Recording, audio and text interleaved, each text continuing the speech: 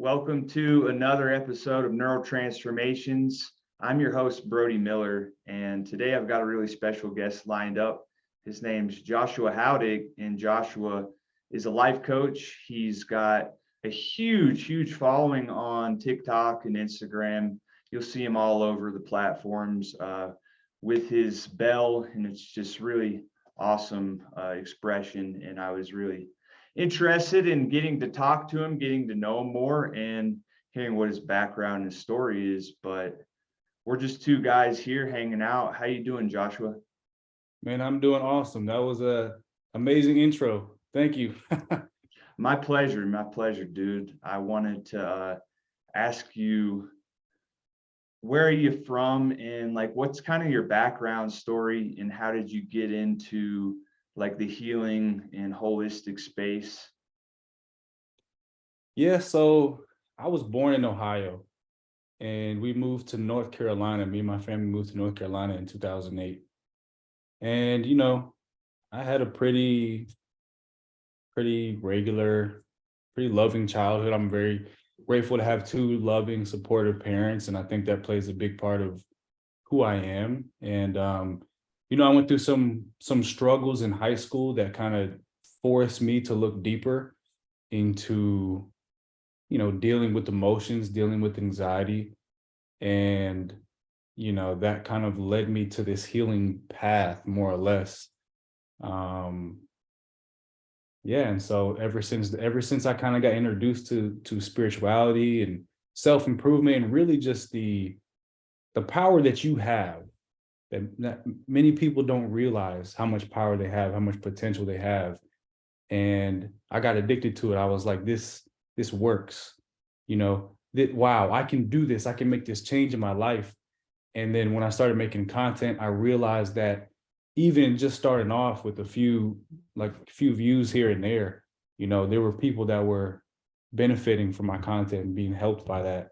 And so long story short, that's kind of how I got like into this space. That's cool, dude. What part of North Carolina? Because that's my old stomping grounds. Oh, really? Yes, Charlotte. sir. Yeah, Charlotte. north of Charlotte. Yep. Yeah, so I went to college in Charlotte, UNCC. No way. That's where I went too. Yeah. Crazy small That's world. funny, man. That's really cool. I'm from Asheville. Okay. Yeah, Awesome. interesting, dude. Awesome. That's crazy. Yeah, I mean, I see that you record a lot of your videos in nature. What do you see? What is the dynamics with you and nature, and like how do you see that nature influences you in your life? I think as a kid, I was always outside, whether I was making forts, building, little shelters or whatever, just playing outside. I've always just loved to be in nature. And I think the older I get, the more I appreciate being in nature, because, nature is healing, it has a healing element to it. And there's lots of studies done on it, how it can balance the electrons in our body, and how just grounding, just going outside barefoot can do so much healing work. But I just think for me, I'm just grateful to have access to nature. And I'm sure everyone has access to nature, but some people, you live in the city, it's hard. You live, in suburbs, certain parts of the world, it's hard to just be able to go be around some trees, be in some sand, be in something like that. But it's a beautiful thing. And I just think I realize that and I appreciate it. And I much rather record some videos outside than inside, any day. I think it's beautiful that you do that, and you don't see it very much, because I didn't even know I could record in nature and make it a high quality video like that. But it's inspiring to see, because you show people who you are through your actions, and your action stands alone being in nature. And that's to me a very powerful and calming thing. Yeah, and I think people, whether they realize it or not, we are drawn to nature. We are nature, right? Our bodies are nature. Mm-hmm. So even just disregarding social media, like we are attracted to nature. We want to be in nature. So whether you consider yourself a nature person or not, I just think that's a innate human quality. Is we long to be in nature, and so it's a powerful thing, and our bodies know it. Mm-hmm. Bodies know it. Yeah, the body never lies. That's true. You got to learn how to listen to it. You got to learn how to listen to it, and that's powerful, man. Yeah. I wanted to know what your experience was. It honest, and just being honest, because honesty is important to me. The last, 3 to 4 years have been pretty chaotic and tough for a lot of people. And I wanted to know what your experience was like growing through at a young age through COVID-19 and that mess. And like, what were some of the more powerful lessons you learned during that time frame? You know what? I think I kind of have a hot take on COVID in a way. And I know that it was so hard for so many people. Mm-hmm. But honestly, for me, it wasn't a life-changing thing. It wasn't something like I wasn't in a dark spot. It never hit me like that. I had COVID and I got really sick the first time I had it. So I mean, I know people who passed away from it. So in that sense, yeah, it was a real thing. Like it affected the world. But Mm-hmm. for me, it didn't put me in a place where, I was really struggling too much. Um, I think what it did for me, and the best thing it did for me, was it forced me to slow down. It forced me to literally just have to be present and sit with myself and figure out myself. And I think it was a blessing because, like I said, that was time that I took to find myself, to go deeper within myself and figure out what I wanted to do, figure out who I was, figure out how I was going to offer some type of value to the world and just connect and, be close with the people. And I was living with my family at the time. So I was close with them. And, I just looked at it as I try to look at every situation, which is everything has a positive, like everything has meaning to it. And you just have to find that meaning. But for me, it wasn't, I wasn't really struggling through it. It taught me some things, but I know that it was a lot worse for a lot more people. Yeah, that is an interesting take because a lot of us, myself included, when it happened, this is funny because it kind of freaked me out a little bit, and I was like in my room with my wife and my parents. And we were all like assembled together, and I just had this like crazy feeling of wanting to run, and I was running like in the middle of the street, like like a wild man. And it's like you lose your mind before you get it back sometimes. And that was my personal experience. But yeah, so like it's funny, everybody's was different, but at the end there was this acceptance and me wanting to go. You were forced to go inward at that time, right?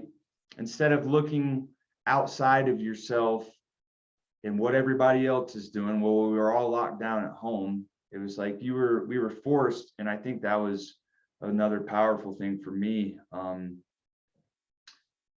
Speaking of like spirituality and stuff, what I sometimes get the comparison bug, like I want to compare myself to this person or the next person or whatever. How do we break that cycle of comparing ourselves? I think the only way to break that, the most powerful way to break that cycle, is to realize that you are the only person on the planet, 8 billion people on the planet. Nobody can be you better than you can be you. And when you realize that being you, whoever that is, no one can tell you who that is, right? Being you is the most powerful thing you can do. Because if you can fully tap into yourself and who you are, you have so much to offer the world. You're basically in alignment with where your soul wants to go, with where your gifts and talents want to take you. And so I think that's where confidence comes from. Confidence comes from not having to compare yourself to anybody. It's realizing that you are you and you are all you ever need to be. And I think if we can make that our priority, if we make that our main focus in life, is just, who am I? Not who do they want me to be, not who do I want my family, not what is society telling me to be. Who am I? Because once you get comfortable, and that's the key word, is once you get comfortable in your own skin and you can just be yourself with whoever you're with, whoever you're talking to, there's no reason to compare yourself. Because you're not looking at other people saying they have something I don't have, or I'm lacking, they have this thing I wanted, because you're just comfortable with who you are. And I think a lot of people aren't comfortable with who they are because, like you said, we're looking at everyone, we're comparing ourselves. This person has more money, they're doing this, they're taking these trips, all the fill in the blank. Wherever you are right now is exactly where you're supposed to be. You're not supposed to be anywhere else. And if you can just realize that, we hear it all the time, but hearing it doesn't do anything. If you can actually spend time and realize that to be true, there's no reason to compare yourself. Once you're confident and happy with who you are, that's what takes you into the next phase. And then pretty soon you're like, I don't even compare myself to anyone. There's no reason to. Yeah, dude. Like when you look at a dog, I don't think your dog is comparing itself to the next dog. The dogs can really teach us some lesson in animals and nature, how present they are. They're not worried about what the next dog looks like or what to do. They just have that presence about them. And that's the gift and the curse in a way, is being a human, is we have this innate ability to look in the future, look into the past, and it all to be so real for us in that moment. But we have to retrain ourselves essentially to just stay focused and in the moment, right? Yeah, dogs and babies, animals and babies, right? They're not worried about anything, they're just living. Yeah. Happy, they're just living. I mean, yeah, babies cry, dogs bark at squirrels and whatever. But if you just look at how they operate, we create all this suffering in our mind. We create all these things, or all these things we're worrying about in our mind. So yeah, I love that. I love that analogy. Look at pets, look at babies. They're not stressed out. They're just living their life. Make it easy on yourself. Make it easier on yourself. That's a mantra we all need to live by. Make things easy on yourself. What has your experience been as a young man growing up? And I know for me in high school, I'm a very empathic person, but when it was come to a man and expressing his emotions, there was none of that. It was more like, hey, let's drown ourselves in this beer. Let's do this tough act or fake tough act. But then once society opened up a little bit to that, it was like a release for me, because I was like finally felt free to express in my heart like who I was, and not have to worry about judging. But how do like young men that have gone through, I would call it a toxic cycle of the toxic masculinity, how do they just learn to, even if their friends or their peer groups are not doing that, how do they learn how to express themselves and be them? Yeah, I think that's a good question. Because even when I was in high school, that was the hardest thing in my life that I was doing, was putting up this tough guy front and this cool guy front. And I had to make sure everyone knew I was cool. And what that was doing was just enhancing my anxiety like 100 times. And it wasn't until I realized I didn't have to do that I kind of freed myself from that. But I think the main way that you can free yourself from that is you have to understand why you're doing it. Why do you feel this desire to be so hard, be so tough?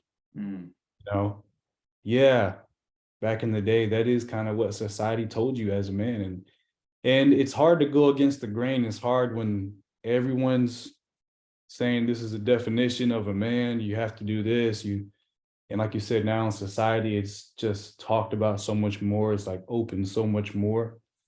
But you need to ask yourself, why? You know, why am I so tough? Why do I need to put on this front? Who am I doing it for?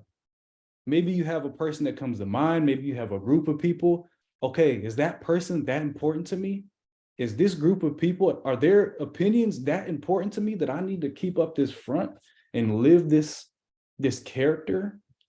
You know, I just think we have this masculine and feminine energy, right? And there are feminine men and there are masculine women.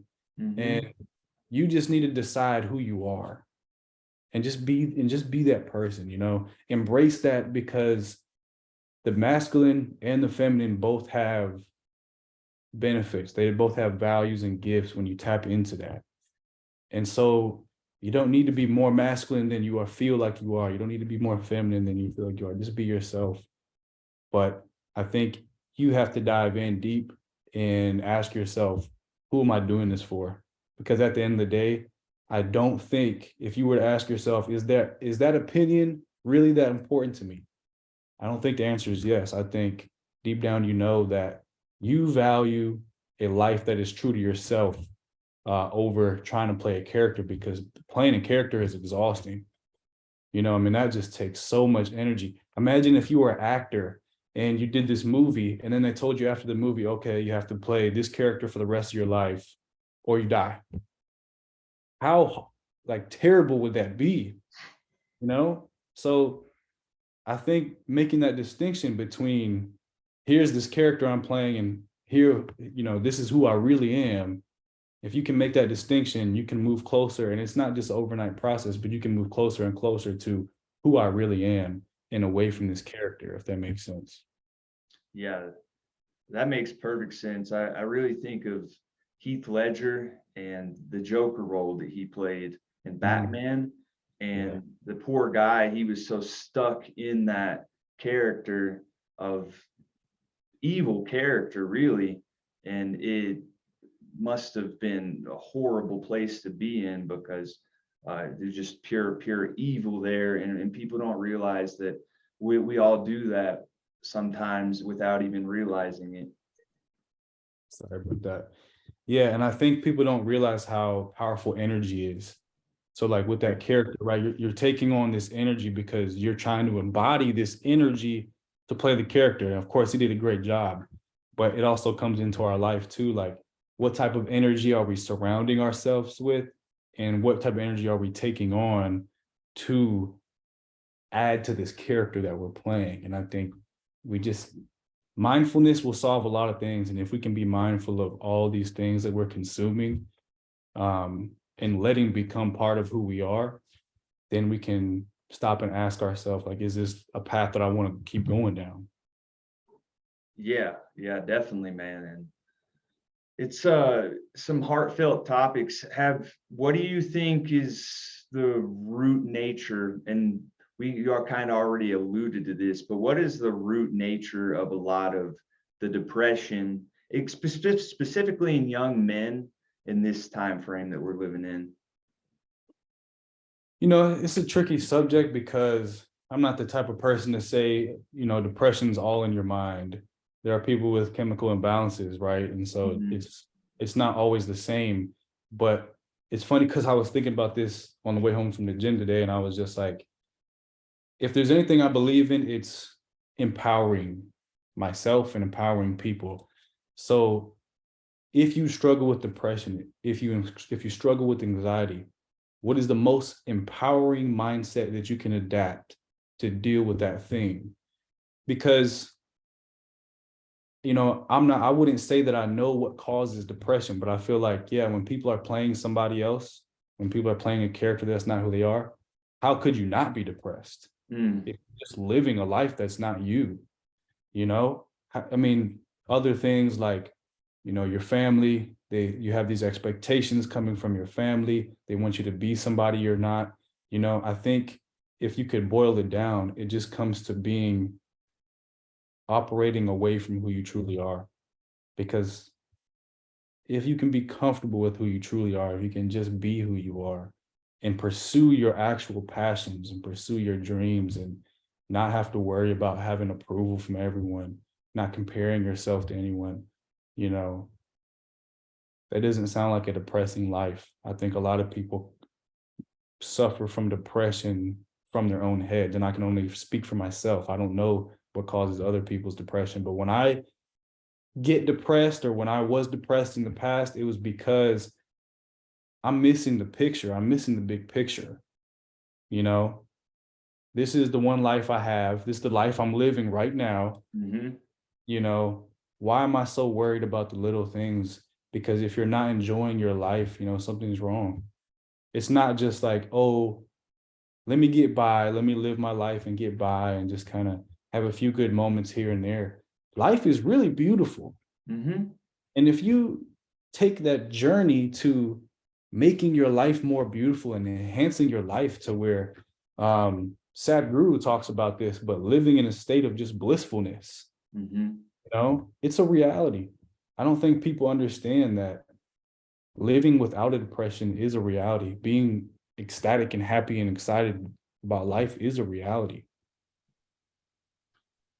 Absolutely. And for me, it all started from the awareness of my thinking patterns. Because once I could finally sit there with myself, and whether it was through journaling, whether it was a little bit of meditation or listening to music, but just sitting there with myself and how I was feeling, I eventually gained a little bit of awareness of however many they say 60,000 to 70,000 thoughts we have a day, give or take, but we're not aware of most of them. But when we can increase that awareness, like, oh, I see this pattern, and this is something I'm actually doing in this moment, is journaling a lot more on my day-to-day thought patterns and emotional activity. And then I start to see a little bit of a pattern emerging of what's going on within me. Like, okay, I had this thought and that's a very negative thought. Like, let's try to change that little by little. Yeah. And it's powerful because I've seen that coaching when I'm coaching people and even when I'm getting coached, right? These, whether it's journaling or coaching or whatever process allows you to look at what's going on inside of you, you look at it and you're like, what? Like, is that really a belief that I have? Mm-hmm. And it's powerful in coaching because you just kind of repeat back to the person what they just said. And then they look at it and they're like, hold on, I don't think that's right. But subconsciously, that is what beliefs you're carrying. Like that is how you're operating throughout the day. So that's a beautiful practice. And it's something that I should probably do a little bit more. But I think what you need to do is find what works for you. So whether it's journaling or just talking to yourself, or maybe having a coach or, you know, whatever it is, don't be afraid to kind of dive into what thought patterns you have, what beliefs you have, because if they're not serving you, it'll be very beneficial to you to change those beliefs and those thought patterns, you know? Yeah, and you alluded to the subconscious mind. That was such a powerful subject matter. Once I finally understood that we do have this subconscious mind, and it can be explained in so many different ways, whether it's spiritual or scientific, but the science is very concrete that we do have this subconscious mind. There's cognitive neuroscientists doing studies about how much cognitive activity we are actually aware of on a day-to-day basis, because a lot of people think that this is just some flaky subject. But with the subconscious mind, can you just give listeners a little bit of a background of what that is and how that impacted you once you understood that concept? Yeah, I think that's a great question. I think you have a subconscious mind, but you also have a subconscious body. You Hmm. know, what you if you look at the most simplest perspective when it comes to it, like your body is an accumulation of your ancestors and your genetics, right? So everything, this big tree of ancestors that we have has led to you. And you know, it's good to be aware of not only what those genetics are, but also what you're feeding your body too, because your body, like we kind of talked about in the beginning, your body can be trying to tell you something. It can be very inflamed. It can be lacking in a lot of areas. And if you're just pushing it to the side, then you also have to deal with problems that may be going on inside of your physical body that are, hurting the quality of your life. But I think just to go back to subconscious mind, you know, I don't know the formal definition of it, but I would say it's just the beliefs that you may not know that you have. It's the thinking and the thought patterns that you may not know that you even have. And a very common example is many people don't believe they can make money. They have a cap, right? Here's the amount of money I can make. Why? What is your belief? Why not? And I'm not saying you have to be a millionaire. I'm not saying you have to make a bunch of money at all. It's just an example of we are taught so many things from a young age, from babies, right? That's why we talked about earlier. Babies are happy. They don't have all these beliefs put onto them. They're just living. Yeah. But from babies to adulthood, think about how many gigabytes of information are thrown onto us, right? That is what your subconscious mind is. And depending on where you grow up, depending on who you grow up with and what they're telling you and what society and your environment is telling you, that's your subconscious mind. It's what you think about the world and what you think about yourself. A lot of times you don't even know what they are until, like you said earlier, you start journaling and you start getting it out and you're able to look at it kind of like from a third person point of view. Yeah, and you speak about like that scarcity that's instilled in us, whether through the news, the culture, your grandma, whoever, like it's so profound, that scarcity. And we live in an abundant universe. Think of more than trillions and trillions upon trillions of stars, all that energy. We live on this beautiful planet, which has abundant energy as well, yet we're told that energy is just gasoline or some lie like that we don't have more than enough. We have more than enough.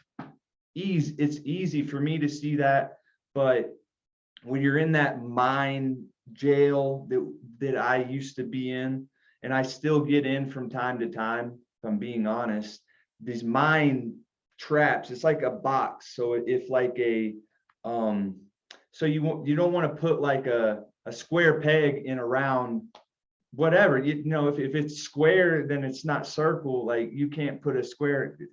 That's what a lot of time we do with this black and white thinking. So it's like important to identify those cognitive things that we're limiting ourselves to. Yeah, and that one shift going from scarcity to abundance will just change your life. If you can just do that, if you can just realize you have everything you need, you've always had everything you need, and you will continue to always have everything you need, then you're basically putting the energy out into the universe that I am abundant. And when you do that, abundance flows. But if you live your life of, I don't know if I have enough, maybe we won't make it this month, maybe, that's what you get. I think your reality is just a mirror of who you are and how you believe and how you think. Powerful. It is. It's oddly powerful in a beautiful way. It's I don't even have words for it sometimes.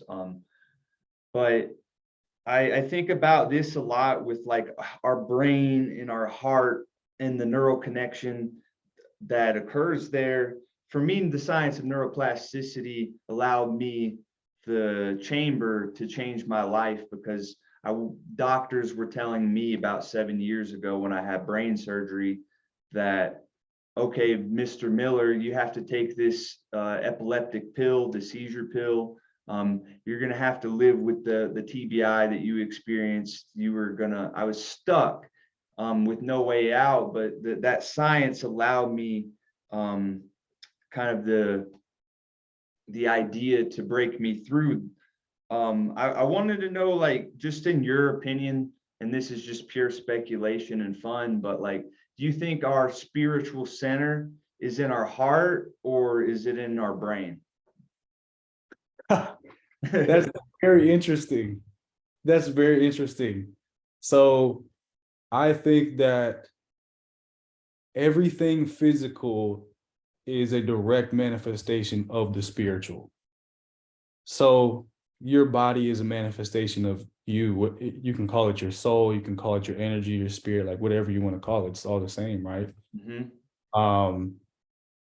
I wouldn't say it's in the brain or the heart. I think it's manifesting every part of you. And then there's the argument, well, okay, well, if you cut off your hand, are you still you? Yeah. Well, if you cut off your legs, are you still you? Yes. But in a way, you're not limited to your body. You're simply living in your body. So I don't think, I couldn't pinpoint and tell you where it is, but that's an interesting question. Yeah, it's just things I think about from time to time and I have fun with. I think of the idea, and this is a little negative, but like, let's say somebody shot you in the head. Like, okay, well, you moved your way out of this planet. But if someone, shot you in your kidney or something like that, yeah, you still be around. But I think it's just a fun exploration for me. I want to move on to like forgiveness. And how do we, let's say if we did something really bad in the past, as a human, I think we all have this inside of us. There might have been a moment or two in our life that subconsciously we still feel that we're not ready to forgive ourselves for.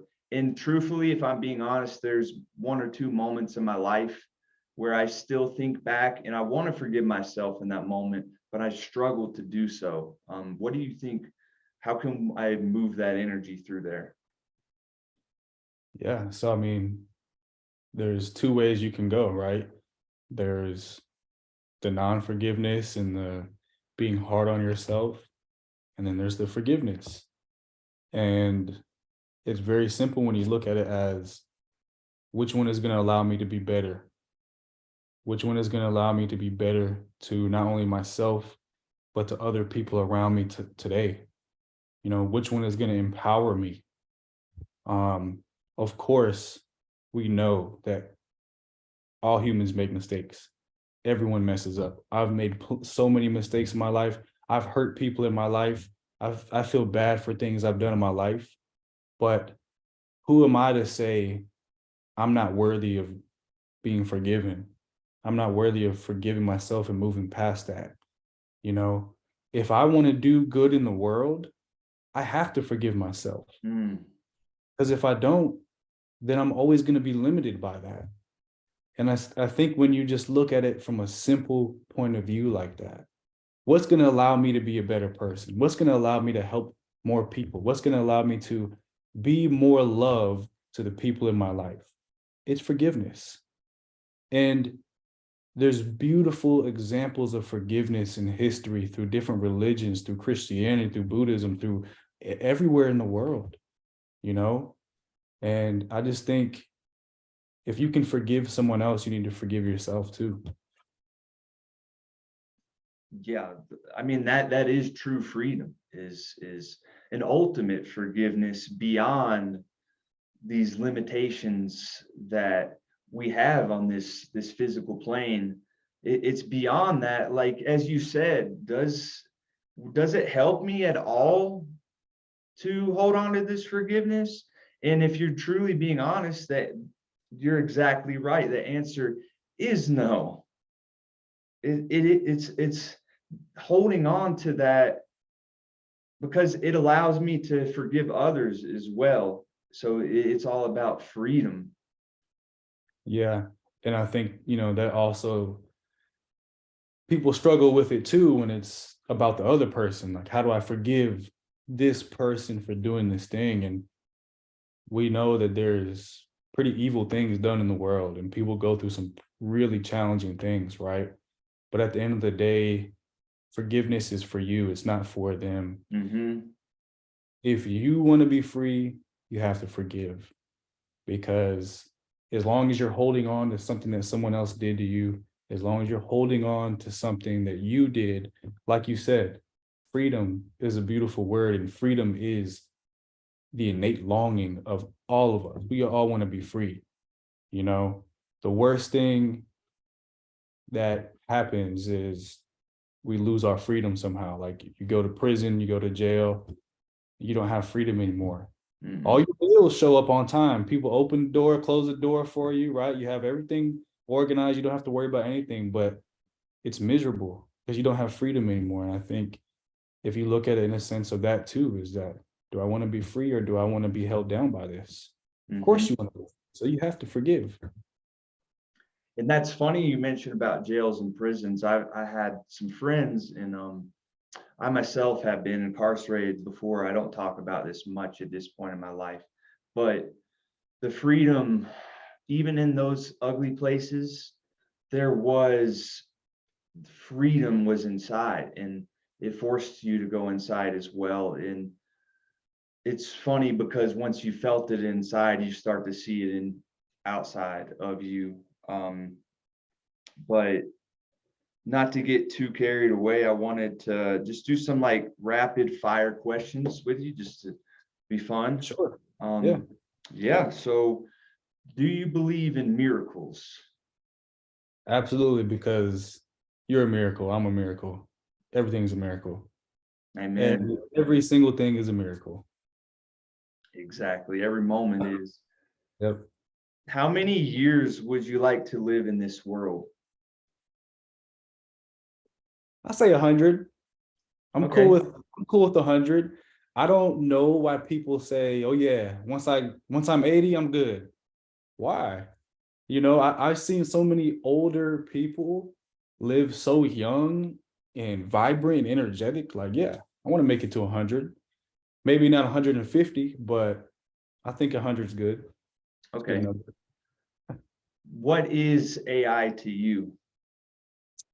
I don't know, man. It's I've seen some powerful potential in it, I guess, with the finding treatments for cancers and different diseases. And obviously, hopefully, and I think that's originally the reason it was developed, was to advance our understanding and allow us to come up with new technologies to better humanity. But I think, like all things, with great power comes great responsibility. We have to be careful with it. And I hope that we do. I hope that we are careful with it, because we've seen the movie I, Robot with Will Smith, and that's not what happens in the future, but you never know. I think we need to be mindful, and when it comes to using it, just make sure our intentions are pure, you know. With great power comes great responsibility. Yep. Mhm. If you could summarize yourself in one word, what would that one word be? Passionate. I think hopefully there's words that I would love for others to describe me. There's many beautiful words, but I think the one thing that I feel about myself is I'm passionate. I'm passionate about life. I'm passionate about people. And when I do something, I do it. So yeah, I think that's an interesting question though. But it Yeah. came away, so I think there's some truth in it. What is true success to you? Happiness. I mean, what else matters if you're not happy? You can have all the money, you can follow society's idea of success, but no matter what you have, if you're not happy, you're not successful. So Mhm. whatever happiness and fulfillment means to you, that's my definition of success. Much deeper level. I love it, man. Well, thank you for coming on, Josh. Uh, it was a true pleasure, true honor to have you on. Where can listeners that are here find you on social media or any other platforms? Well, thank you for having me on first, Brody. This was awesome conversation, and like when I have these conversations, like it amps me up. I'm like, I'm ready to go. It's like drinking an energy drink.